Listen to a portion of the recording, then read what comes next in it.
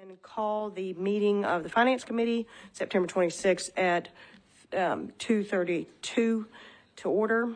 I'd like to welcome everybody here, Christy Smith, the chair, and like to start out by allowing anybody to identify a conflict of interest. If none is mentioned, we'll move to the next item, which is public comment. Ms. Lester, has there been any public comment? No, ma'am. Registered, okay. Moving right along.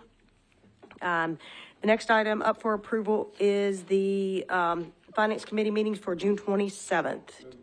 Is there a second? All in question? Any comments? All in favor? Aye, motion approved.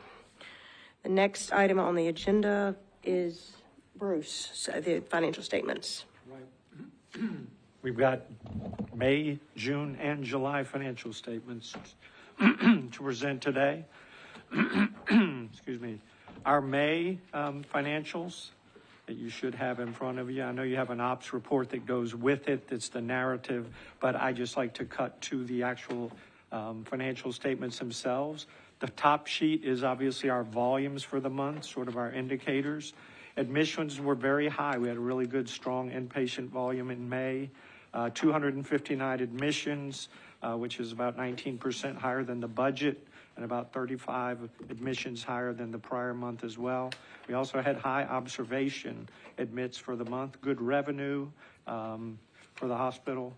Total patient days were slightly below budget because our length of stay was phenomenal at only 3.7 days, very good for the hospital. Patient ER visits, almost 2,500 for the month, so up about 210 from the prior month and 4% above our budget for the month. Admissions, like I told you, emergency admissions were above budget, just like admissions were. Clinic visits were 4,548, significantly above the budget for the year. And then when you drop into surgery cases, we're right on our budget, basically, for both inpatient and outpatient surgeries. Cardiac cath lab dropped off in May with the looming departure of our interventional cardiologist, backing off as he was about to exit. We did have low deliveries. You know, that's been the trend for really the last year. We've been running relatively low on women's services deliveries. And you can see case mix per adjusted occupied bed was in range with the budget, and then our case mix was 1.44, up from the prior month, but still a little bit behind the budget for the month of May. And I'll pause just for a second, see if there are any questions on the stats or related.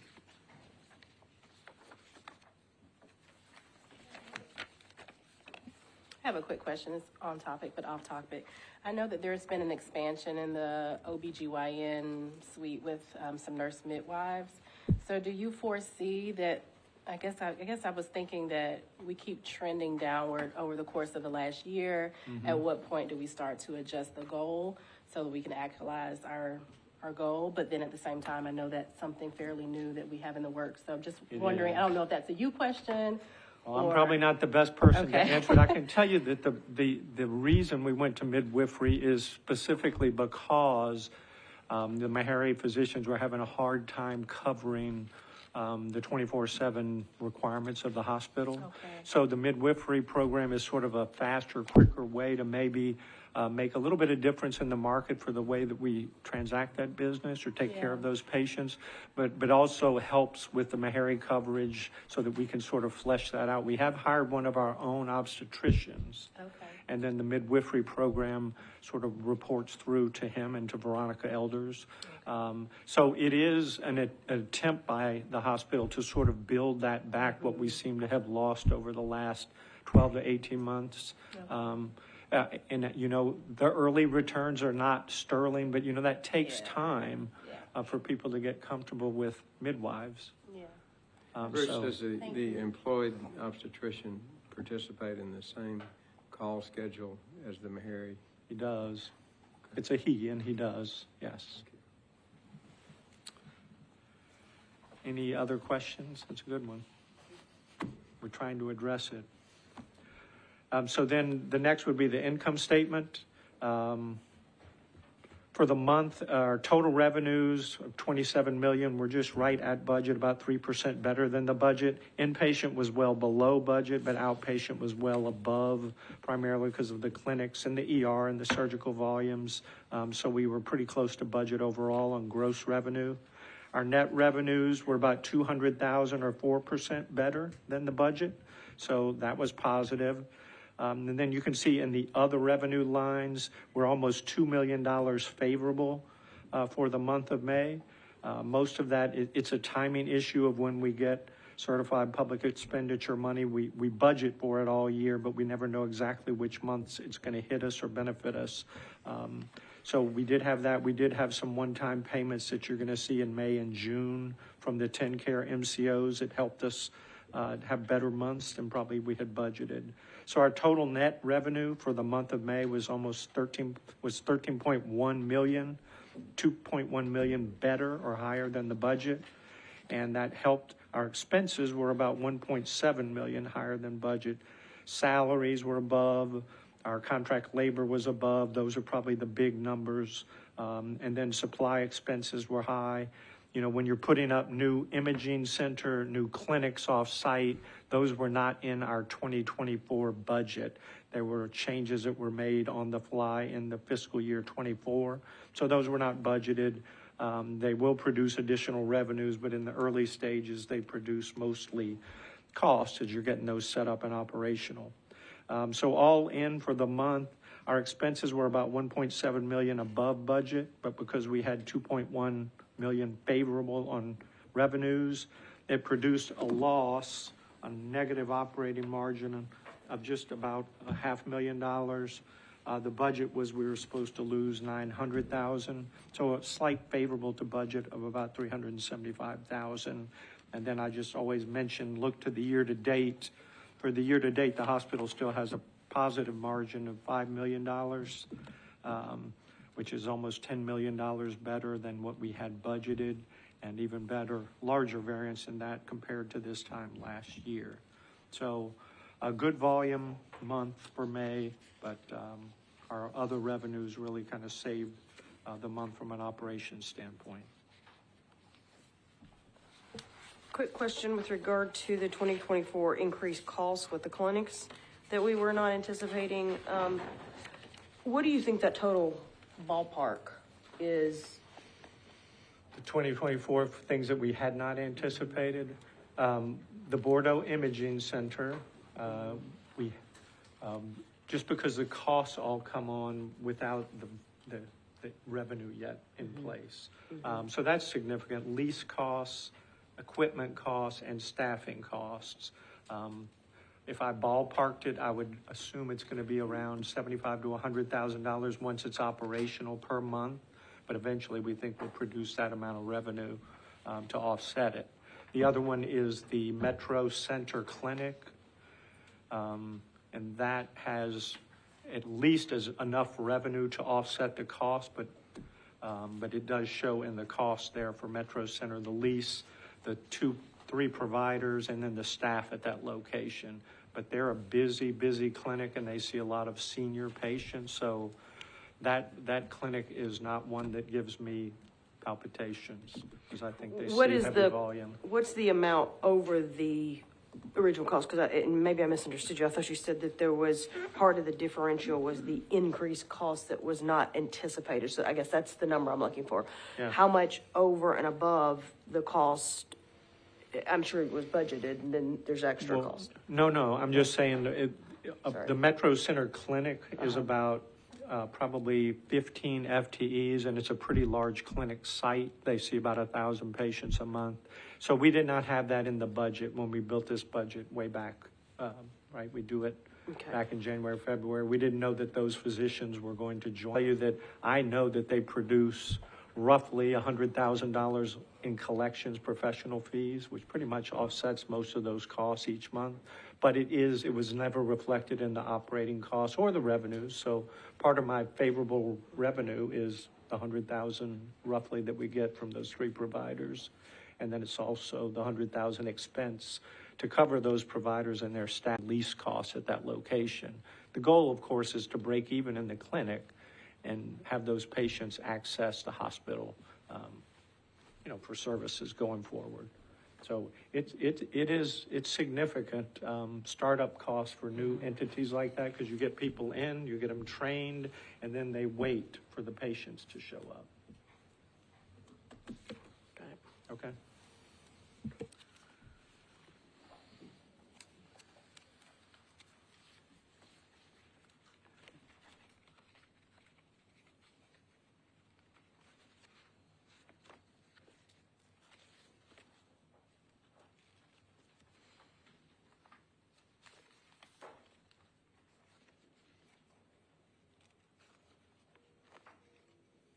And then I don't know if you want to go into June and July, and then you approve them all individually, or do you want to? That's okay. I know you're looking. I I see. kept going on my sheet. Sure, why don't we let you keep going and then we'll do Okay. them all. Okay. Very good. Sorry for that. Okay. June, and this is the last month of the fiscal year, right? This is the end of the fiscal 24 year. Volume dipped. So we went from 259 admissions to 168, so a big decline in inpatient volume in June after a trend of really high volumes. Observation admits were a little above the budget, but our patient days were 30% below the budget for the month, and pretty low volume all around the hospital. ER actually dipped back about 200 visits, and was 6% behind the budget for the month. And our ER admissions were similarly like 27% behind budget for the month. Clinic visits dipped a little bit in June, vacations, et cetera, still around 3,900, which is above the budget, but with the Metro Center added to that, we probably would have been a little below budget for the month without that addition. Surgery cases, inpatient, low. Outpatient was right on the number. And then the cath lab that month was primarily interventional radiology procedures, because Dr. Akama had departed in the month of June. He had left. Deliveries, again, back up a little bit to 30, but still below what we had budgeted.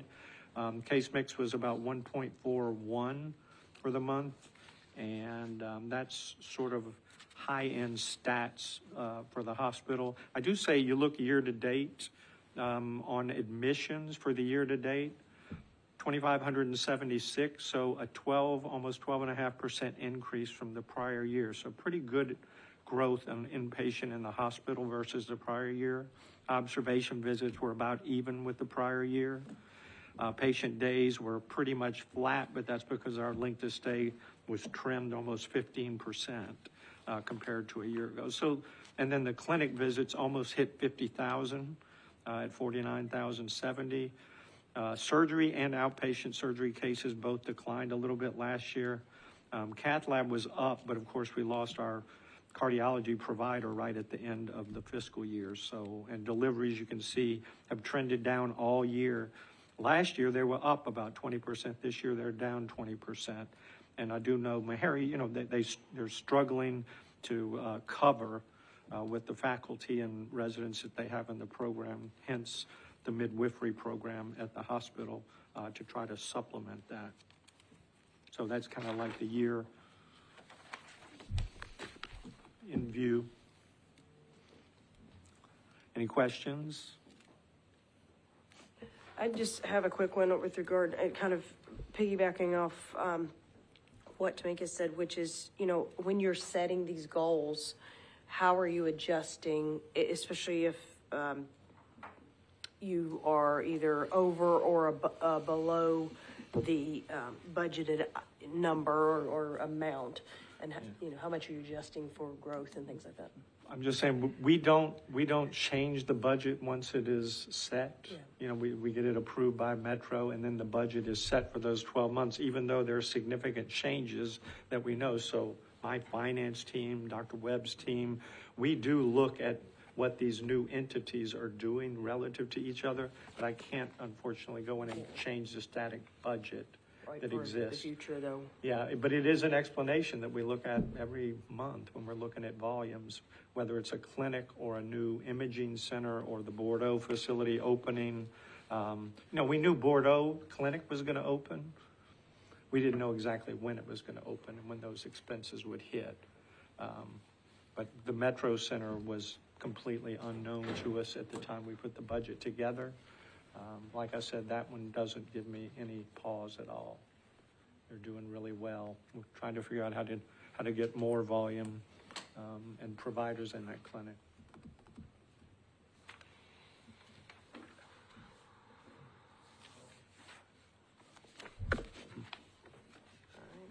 Okay, so I'll move on to the income statement for June, last month of the fiscal year. Those low inpatient volumes, that's why we had a $3 million shortfall in gross revenue on the inpatient side.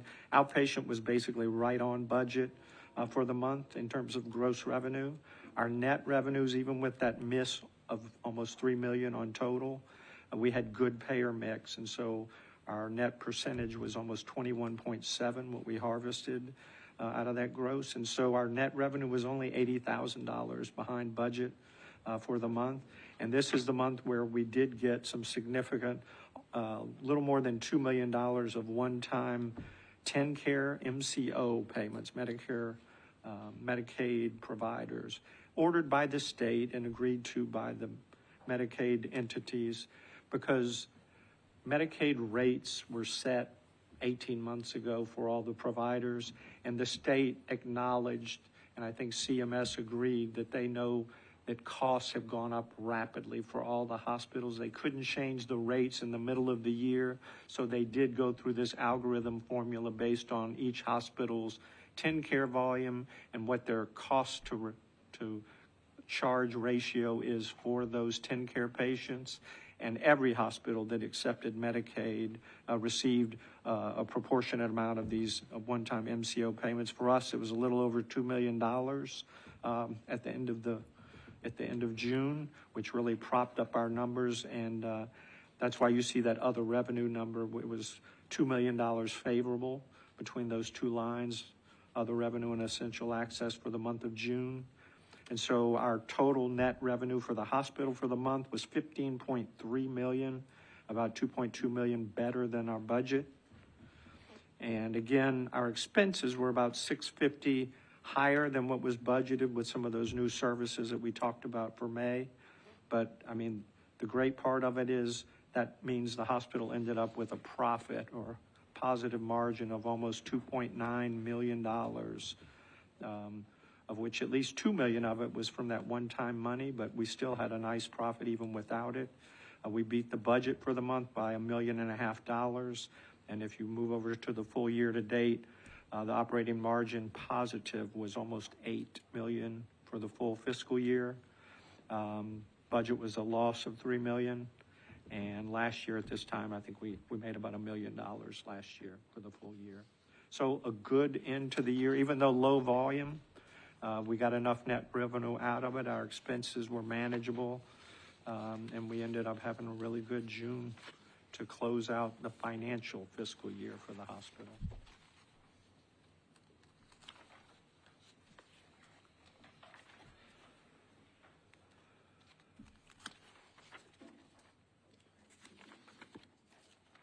Questions?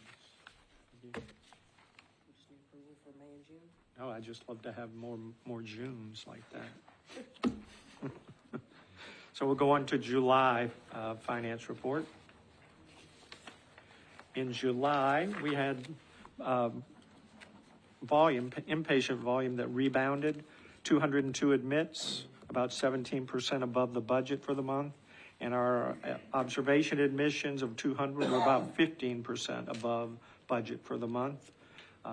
Emergency room visits were back to almost 2,500. The budget was roughly 2,000, but up almost 300 from the prior month.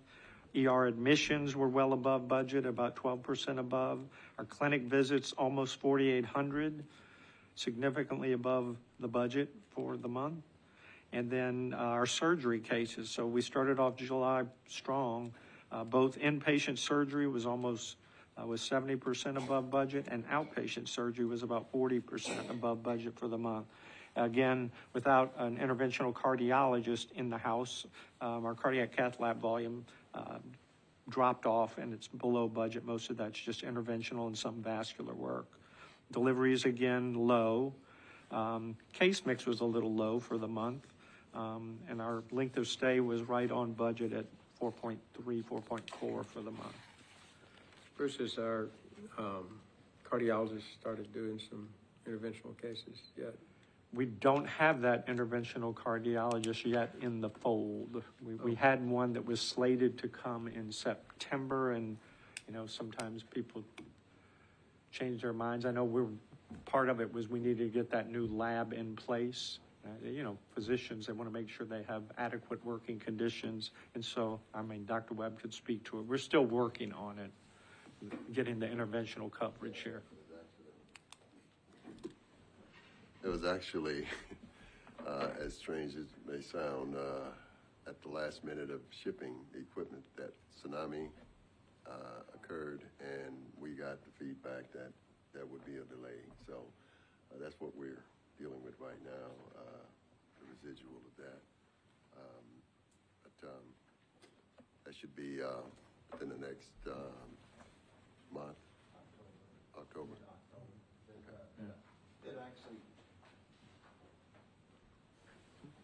The shipment is actually shipped, so it actually made it through to port in California, and so we're still slated for mid-October for a completed installation of the cath lab.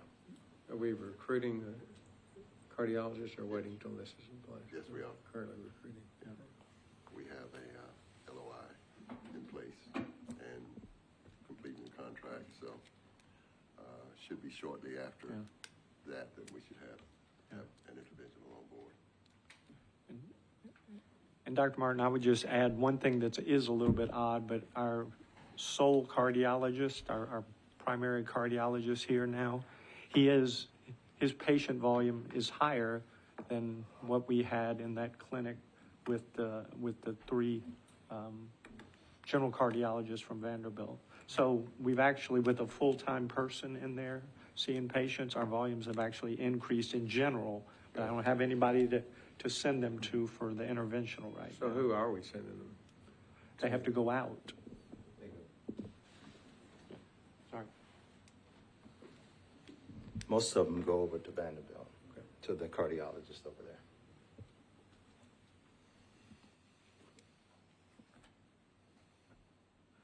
Anyway, so I'm just going to move on. So income statement, our inpatient revenues were a little bit better than budget. Our outpatient revenues a little bit behind budget, but overall, if I could have guessed it this well, we were within 1/10% of gross revenue in the budget for July. The net revenue was a little better than budget, about 5% or 250,000 positive. And then in the other revenues, we actually did accrue about $700,000 for our anticipated certified public expenditure payment. We expect to get it either within this month or early October, and it goes back to July 1st. So with that, even though it's not money that's been received yet with that accrual, our other revenues were about $500,000 better than the budget, and overall we had, with the 250 positive on net and 500,000 positive on other, we were about 760,000 positive on net revenue. That's the good news. The bad news is that our expenses in the new month of July were pretty high. We had our annual increase salaries, and that's about a $275,000 increase just on its own. It was budgeted, but it does make a difference from the prior month. And then, as we said, those new positions also add to the salary variance there. Our contract labor, it's slightly better. It's steady, but we're still unable to sort of slay the dragon of contract labor. I will say we have been successful in replacing contract labor in some key director positions. So our quality director is now in-house. We're not paying a third party for that. Infection control, we have a leader for that area, and then medical staff services. So those were three areas that had been open for a while being filled by contract labor, people that did good jobs, but they weren't attached here. And so we're happy to say that we have our own folks in those spots now going forward. Supply expense for the month, you know, I know Dr. Martin, you talked a little bit about robotics, and you know the robot is being used pretty liberally these days. So we have at least 3, maybe 4 providers that use it. And just the supply costs on the prep and readiness and so forth is a good bit higher, which I know you know. But it's not gathering dust. It is being utilized, I know. But the supply cost, hand pieces and just everything else is significantly higher. Great when when we're managing Centurion patients, but it's just expense when you're handling a charity patient or someone without a payer source. But it is a standard of care, and I think that level of care is higher in that surgical space going forward. So good news, bad news. Expenses, though, for the month, about $1.6 million higher than the budget.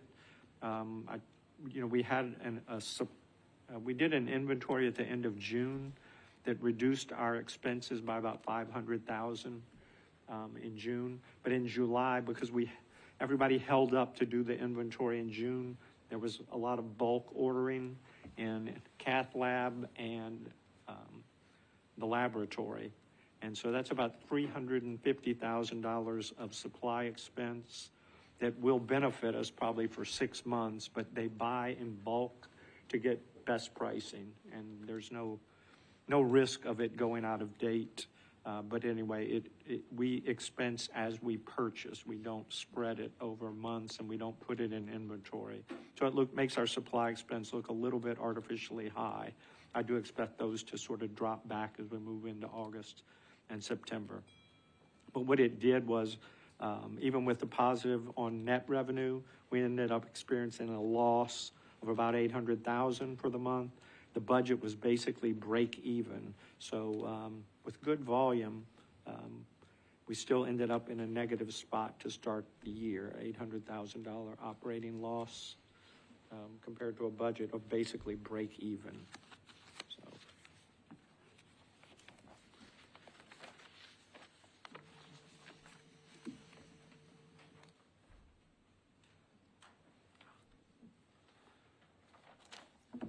I was just going to say, I did want to say, I'm being reminded by the lady down at the end that I haven't introduced you guys. We have our new controller. We hired a controller about almost 2 months ago. Keith Moran. Keith, would you mind standing? Hey, how are y'all doing? Welcome. Thank you. Keith has a long history of, he's been a hospital controller in Huntsville. He's been public utilities finance leader. So he has a really broad-based background. He hasn't been in hospitals for about 10 years, but he's done it long enough, and we checked him out pretty well. He's going to be a great addition to the finance department. So we're happy to have him. And if I get hit by the bus, I don't feel so bad now that I've got somebody with gravitas and that knows his or her way around here. So I'm happy to have him. Welcome. So that's our May, June, July. And then I know Dr. Blackledge will do a revenue cycle if and when you guys are ready. All right, I think we need to approve the May, June, and July financial statements, so we'll bundle those together in the order of a motion. So moved. Is there a second? Any question? All in favor? Aye. Motion passes. Thank you.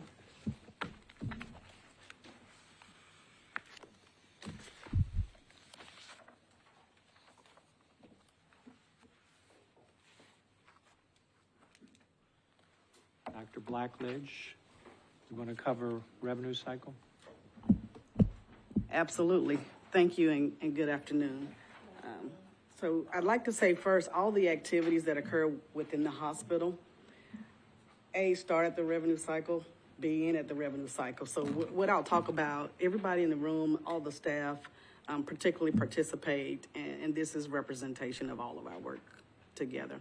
So when we look at this, we look at June. June is significant for a period in time. It ends our fiscal year. And so when we look at where we ended 24, we ended 24 in a good state, actually probably 8 million above the prior year. And that 8 million is significant because, again, all these activities drive that. We have Shamika Harmon. I always shout out our team. Shamika Harmon in the back. We've got Faith Reed.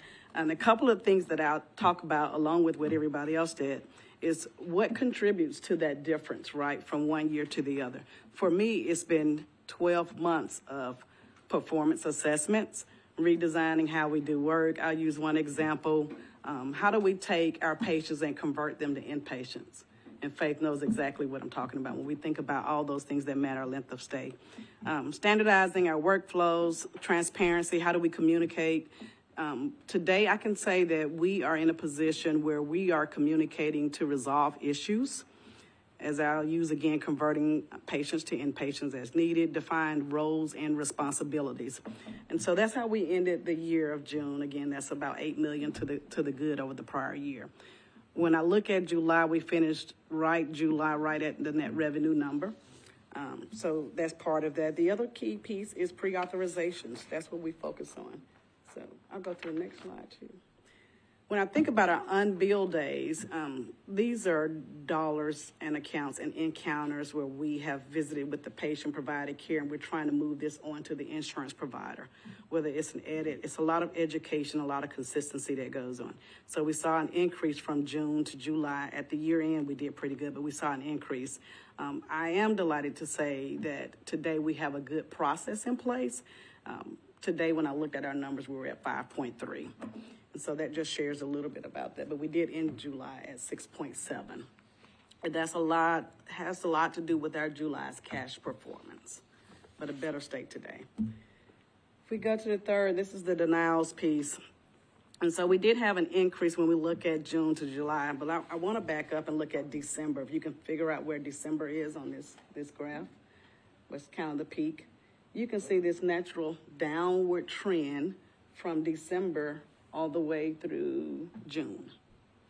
And that is a result of pulling the team together, allowing individuals to ask questions, be open to education and understanding, and then execution, because we do expect something from the learnings that occur within our walls and within our organization.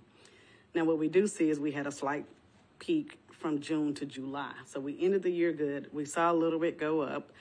It's some inpatient denials and an appeal status, and we anticipate those to be overturned. But this is just a takeaway from some of our key learnings internally. Where do I see our next step? Our next step collectively is to continue to focus on our Cerner readiness.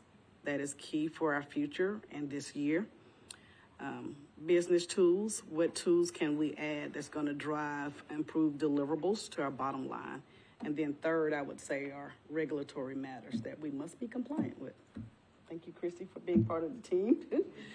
But in all seriousness, these are the three things that will drive us to get to our next level of performance as an organization. And as key players of this team, I mean, it's essential and critical for us to execute on these components every day. Yep.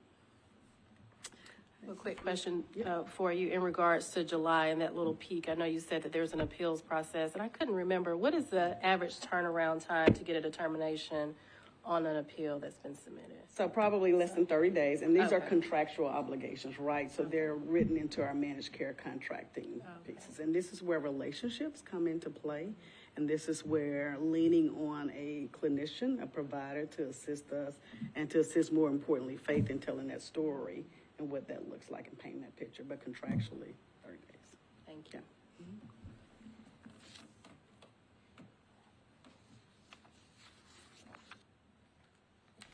All right, great. Thank you, Dr. Blackledge. Thank you.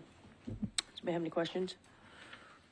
Okay, thank you. We'll move on to the next, which is contracts. We will start with Dr. Williams. I think You're gonna.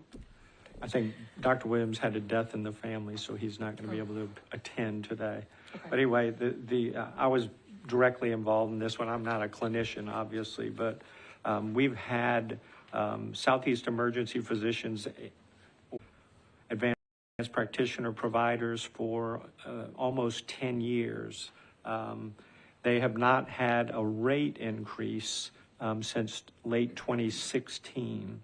And for the first time, and I don't know, Dr. Bullock has been our ER director here for many years. Okay. And she can probably speak to some of the challenges she has faced for the first time in a long time. She's had a real stable team of ER physicians. They're all board certified now. We've added trauma level 3 designation to their plate.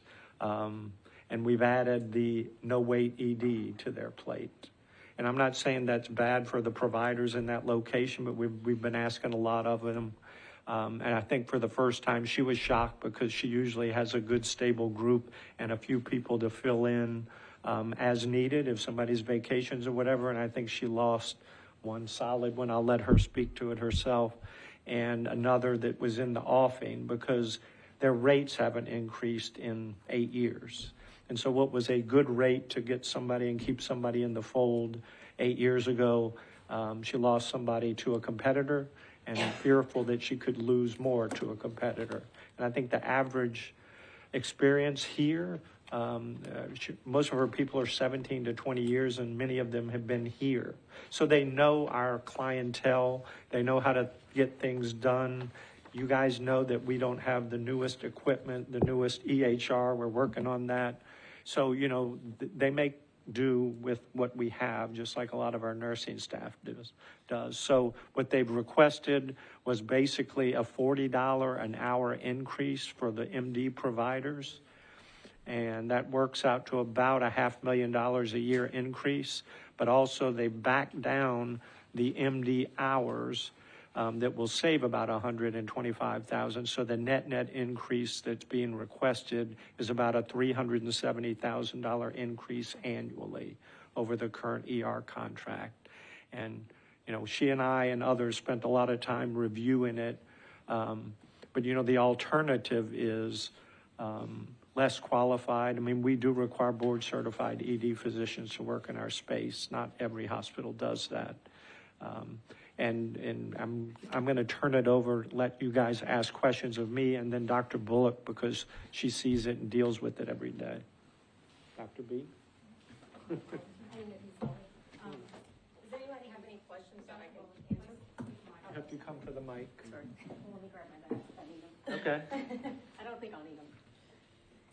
Good afternoon, everybody. Does anybody have any questions they'd like me to answer right off the bat? Go There ahead. you go. I feel like I'm asking so many questions today. I guess my brain is working today. Did you all do any market research? And you may just know. Oh, absolutely. Yeah. Because you're in the business, you may already know, but just here in our geography in Middle Tennessee, is this comparable, the $40 increase taking it? It's actually still below. Still below. It's still below. I had an idea of that. I just I needed that information. I think the reality of it, we've been kind of looking at this for a couple months. I have a really solid group. I've been here 17. My longest doc has been here 21. On average, my APCs and my docs have been here more than 10 years. Everybody's boarded, everybody's certified. And really, it has been 10 years since Team Health has this portion of the contract. We were with Team Health before. We had a gap 2 years before that we were with another company. So in reality, we have not had a rate increase in 12 years, and not a 1%, I'm talking about nothing, no retention, nothing. And with that being said, I've always had a really strong pool of candidates. This really is kind of a destination kind of place for people to come work. It was not that when I started. And so what has happened recently, and COVID did play a little bit into the market of ER docs, kind of a lot of people went PRN. So that got very lean, but the fact that we're about anywhere from 25 to 40% below market, depending on which time of day that the shift is. People that want to work, you almost can't say, well, don't go somewhere else, when it's that big of a gap. So that's created a challenge. We did decrease our hours in January, like our coverage, but despite that, our metrics are even better. Our volume is up. We started staffing the urgent care over at Bordeaux. We implemented the no wait ED. So overall, the team has done an amazing job. I couldn't do this without my team. And I'm fearful that with that being said, you know, I won't be able to maintain the team that I have, and then recruit great candidates as well. And that's what's kind of created a little bit of a gap of where I'm at right now. I'm about 2 FTEs short, but I have a difficulty recruiting because I have to recruit at my current rate, and that's really not even comparable to what's in the market. I've had a ton of, you know, interviews come through. More than half of those have said, thanks, we love you, but can't do that for the rate. So that's kind of where I'm at. And just to speak to the quality of my team, we're 2 FTEs short, and schedules are built out through December with no shortages. Everybody picked up. So that's the kind of people that we're working with as far as my team. Thank you. Any other questions? How many MDs and how many APRs do you have? APCs. So I have, in terms of full-time, I have about 6 to 7 full-time MDs, 5 full-time APCs, and then I have a big PRN pool. And there's been a little bit of change over the last couple months in those. Some people are about at a 0.6, a 0.75, a 0.4, but overall it's about 7 FTEs staff. Well, I'd just like to say I appreciate your loyalty and your patience, and it's time for this. Any additional questions? Okay, Thank you. Thank you. Do I hear a motion to approve the new Southeastern Emergency Physicians amendment to their service agreement? Is there a second?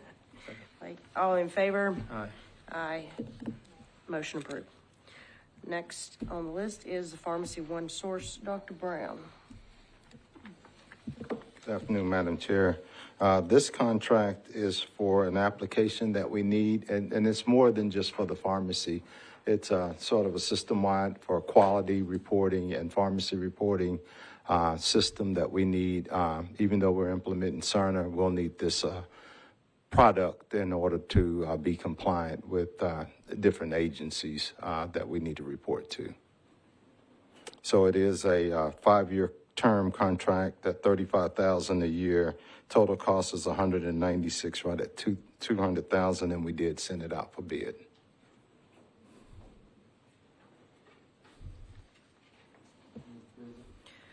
I have just one quick question. I noticed in the contract that, and this is just wordsmithing, but it says Nashville General Hospital in Harry. I didn't know if that was a technical name. I don't know if that needs to be corrected in the contract, but I just thought I'd bring that up. But Okay.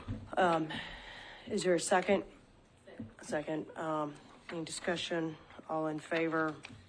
Aye. Motion passes.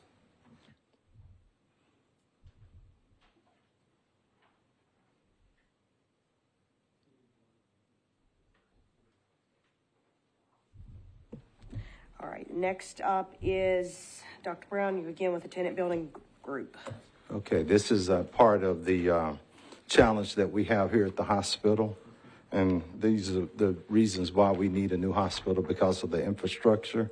So the cath lab that we're putting in order for it to meet the cooling requirements that we need, we have to put an external heating and cooling system on that unit in order to have the correct temperature and the humidity within that environment. And so we're asking for approval of this, for this project to be completed out. What they've done is they've done the infrastructure with inside the room. And so we've gotten all that passed through fire code and everything. And so what would happen now is they would go to the external, because they've already set up the attachment to run the air conditioning system up on the roof. And that's what this particular cost is for. So we're asking and we did get bids on that, and so we're seeking approval for that continuation of that heating and cooling system. Just out of curiosity, is this the same group that handles our other HVAC, or is this a separate? This is actually a separate group that we got a bid on. So it's not that we normally use Bernhard, but I think this is Merriam and Farr, who our general contractors use, and so we had to go with a different group.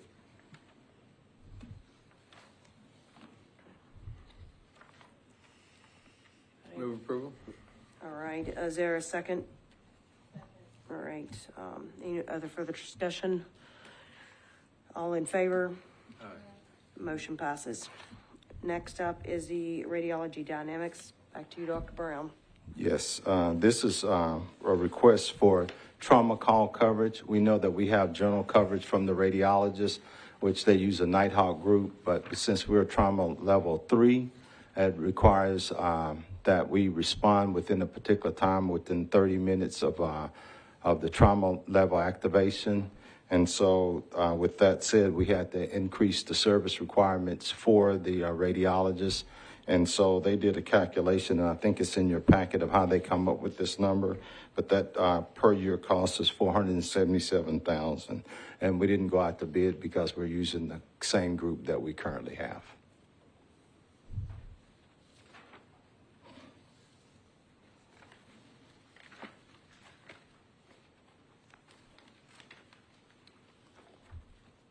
Any other questions, discussion?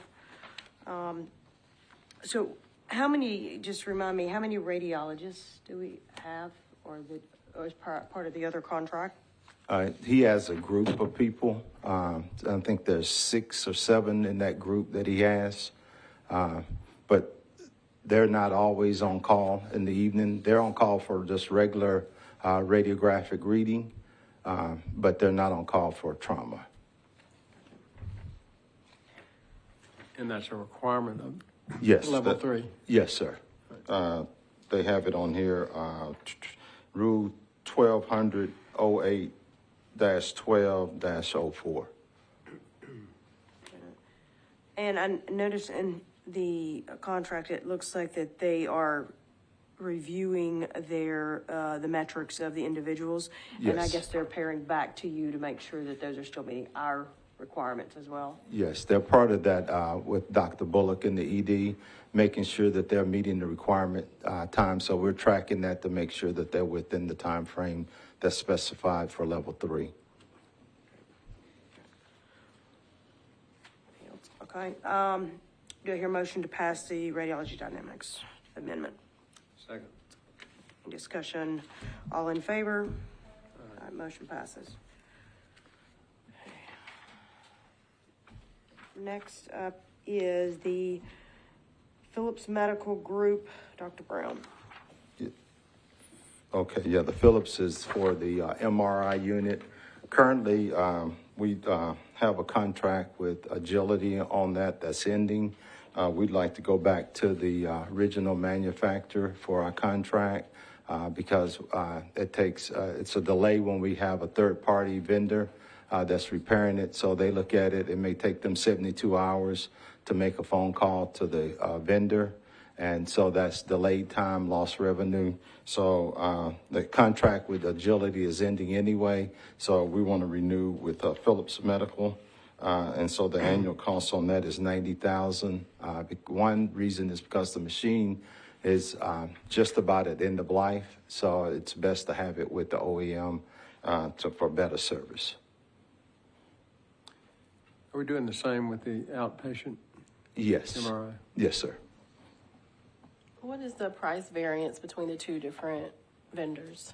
The two, there's I think it was like minuscule. It was like maybe $3,000 or $4,000 difference between those two. Thank you. All right, do I hear a motion to approve the Phillips Medical Group MRI service agreement? So moved. Is there a second? Any discussion? All in favor? Aye. Motion passes. Next up is Diagnostica Stago? Stago. Sorry, Dr. Brown. Mr. That's a lab product, Madam Chair. Yeah. So it's a coagulation system that is needed. Rick shared with me that the one that we have currently is 12, 13 years old. And so we want to replace that system with this new system because it does a lot more stuff than the old one. And I'm not going to read off of Rick's page on what all it does, but we need to replace that one. And it's a $74,000 purchase. All right. Do you hear a motion to pass the diagnostics? Diago. So moved. Is there a second? Any discussion? All in favor? Aye, motion passes. Next up, Oracle CTMS, Dr. Alicia Fair.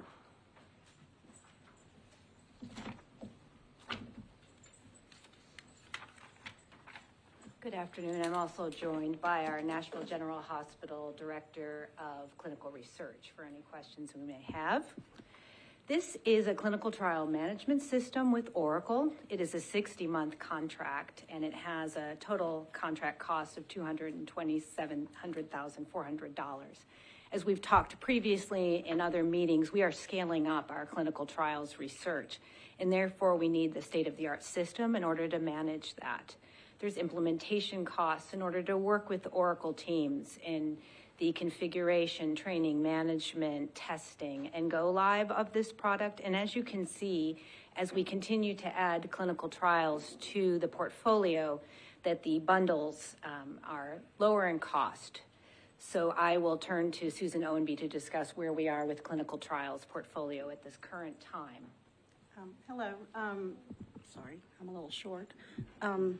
The clinical trials department currently has 3 clinical trials that are open to accrual, a 4th one that'll open the end of October, and those were all with Dr. El Kamiri. We have 2 studies that we're launching with Dr. Molly Ockel.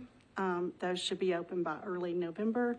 Then we have 3 other clinical trials that are in the pipeline that we're currently working on and hope to have open by the end of the year. So as you can see, we can definitely utilize the clinical trials management system. The whole point of that is to be able to track the patients through the life cycle of the study as well as their life while they're patients here at Nashville General. It'll allow us to maintain all of our regulatory documents in one location. I'll be able to do contracts and budgets within the system and track the revenue as it comes in real time. Pharmaceutical companies often pay 3 to 6 months behind the patient milestones and after they've reviewed the data. But this will allow us to be able to track our revenue in real time so that I can report out to administration how much money we can expect to come in for the clinical trials.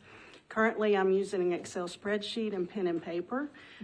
So obviously a system will make it a lot more efficient and I'll be able to do things a little bit quicker and get things open faster. And there's also line items within negotiations for the clinical trials that would offset the cost of some of this total cost that you see. Correct. Yeah, in every budget, I put a line item that includes the CTMS coverage. So every study that we open will have the money to cover the cost of that particular study. The costs we're seeing are for 60 months, not an annual cost. It is, the implementation cost is upfront, and then it goes, a microphone, thank you, Janet.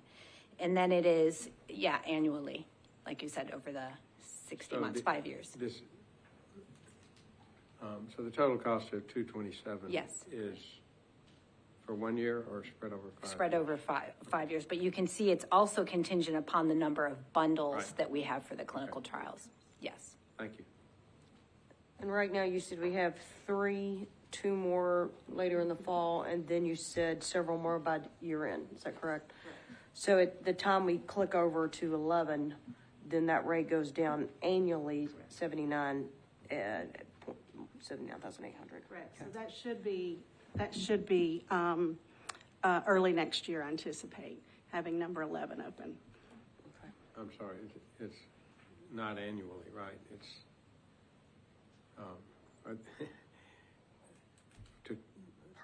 you pay for a trial bundle. The trial goes for 5 years. Correct. So that is an annual cost for that. No, bundle. It's a one-time cost. It's a one-time Okay, cost. got it. Thank you. One-time cost Per trial. per Per trial. trial. So if we had 5 trials and we were over 11, then it would be 5 times the 79,800. Is that right? Per each trial. For each trial? Yeah. Right. Correct. I remember us discussing some software updates for clinical trial management a few months back. How does this particular product differ from that? We looked at other vendors but we only chose to go with this one because it integrates with Cerner.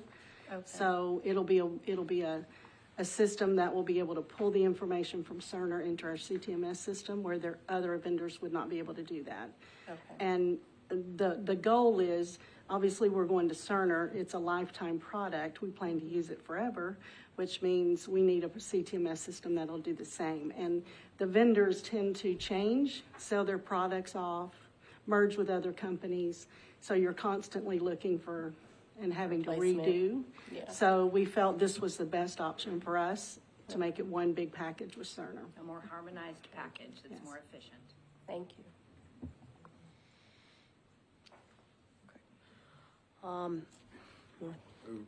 Yeah.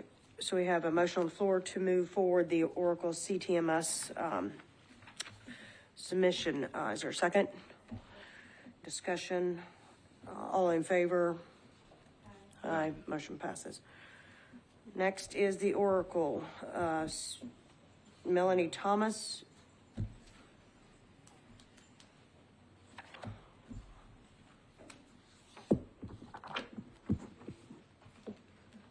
Good evening. I am not presenting a contract, but it is a large capital purchase. It's $1 million purchase to do our device refresh. So that's computers, printers, scanners, label printers, cables, everything is all encompassing in this purchase order. The average age of our computers is about 7 to 8 years. That's average. That is including the new ones that we purchased. We have some 10 and 11-year-old computers that are still hanging on by a thread. So we're looking to replace our entire fleet.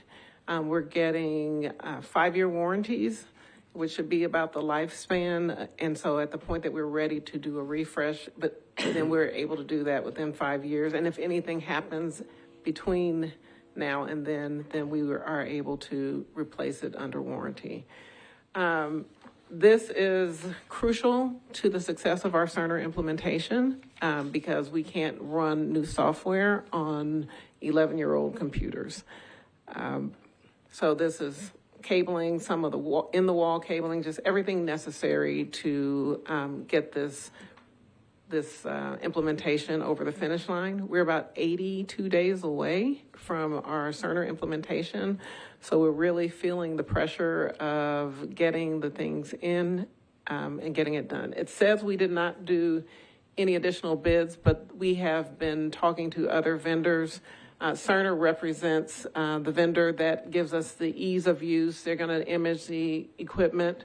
But we have had bids from CDW and all those. Quite honestly, we're going to go with the one that provides us the best value, the most effective, and the quickest one to get in here by our implementation date.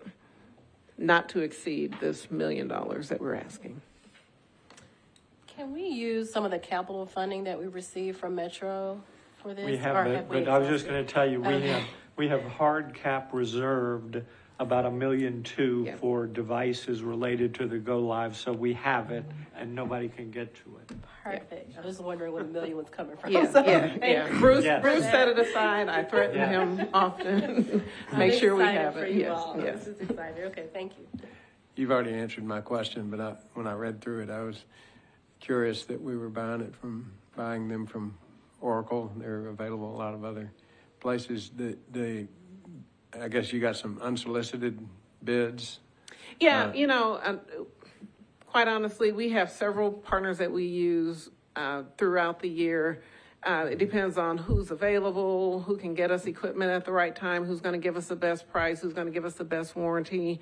Cerner had the ability to give us everything and give us the quote that has, just all encompassing. But as we partner with CDW, for example, they might be a few dollars cheaper or they might be a little bit faster. But we haven't seen where anybody exceeds the cost, but we're looking for that service as well. Who's going to set it up and bring it here so that all we have to do is plug it in when it gets here on site. So they did give us a reasonable Yes, price. yeah, absolutely. Okay. Everybody was pretty much similar given what we were asking.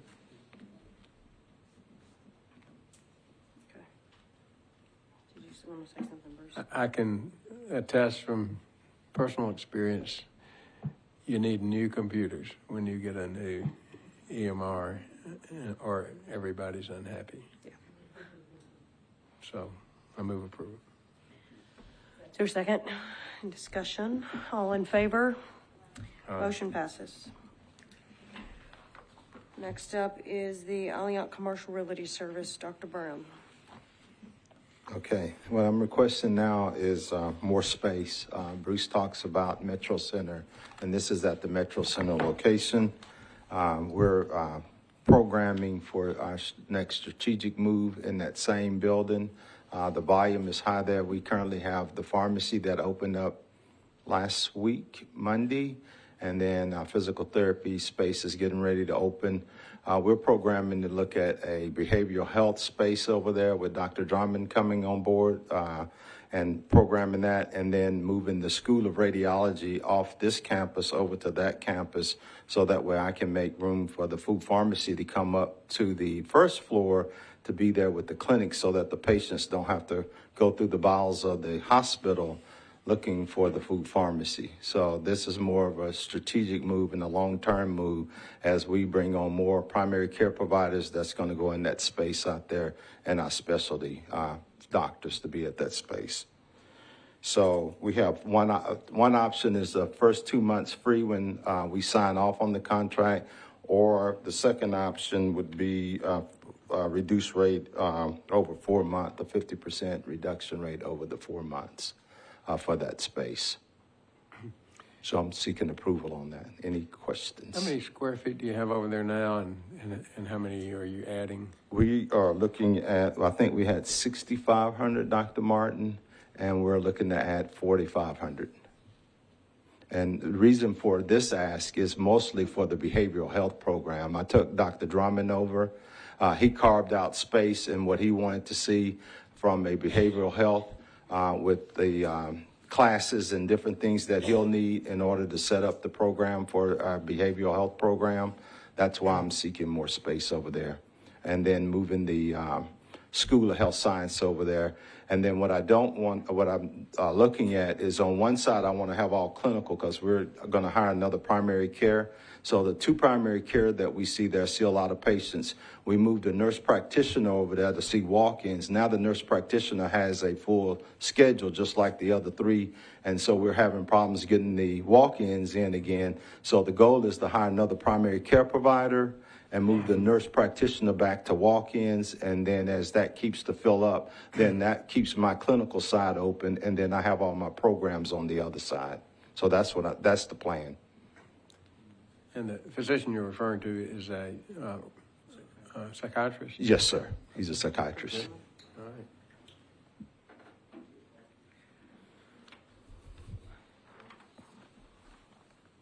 All right, do I have a motion to approve the Alliant Commercial Realty Agreement?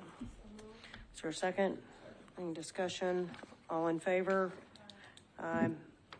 Motion passes. Next up is the Pro Health Pharmacy Solutions. Dr. Brown. Okay, this is a specialty pharmacy request. We don't have a specialty pharmacy. Dr. Miller had mentioned this to me once before about a specialty pharmacy. We're missing a lot of revenue when it comes to special pharmacy. We have 2 or 3 providers that order a lot of specialty drugs, and so we're missing out on those. Our director, Dr. Henson of pharmacy, is present, and she can probably speak a lot better to that than I can. I just know that we're missing a lot of revenue by not having a special pharmacy. So we're requesting, it's a 5-year term with the group, and I don't know what the cost of that is annually. It's a 5-year term, and they would get, You can use this. Good afternoon. So it's a 5-year term, and then they would get 25% revenue of 25% off of the revenue on a monthly basis.